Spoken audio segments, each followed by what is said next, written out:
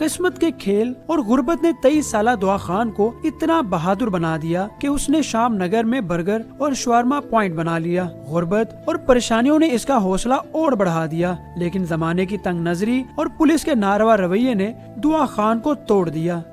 یہ کوئی نہیں سوچتا کہ یہاں کھڑے ہو کے کیوں اپنا تماشا بنائے۔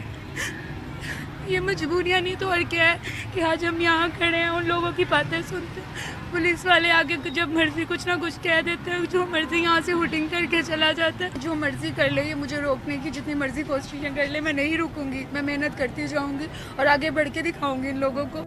دعا کی والدہ رخسانہ بی بی بھی باہمت خاتون ہے، جو ضعیف العمری کے باوجود بیٹی کا جذبہ بڑھا رہی ہیں۔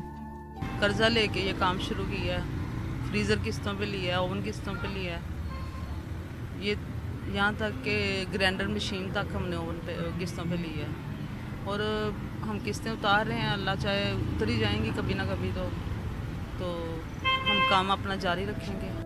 رخسانہ بی بی کا بڑا بیٹا کینسر کے باعث انتقال کر گیا، جبکہ خاوند عارضہ قلب میں مبتلا ہونے کے باعث کام نہیں کر سکتا۔ شدید مالی اور معاشرتی پریشانیوں کے باوجود دونوں ماں بیٹی پرعزم ہیں کہ وہ رزق حلال کما کر خواتین کے لیے عزم و ہمت کی مثال قائم کریں گی۔ کیمرامین فاروق احمد کے ساتھ قاسم ارشد، ڈون نیوز، لاہور۔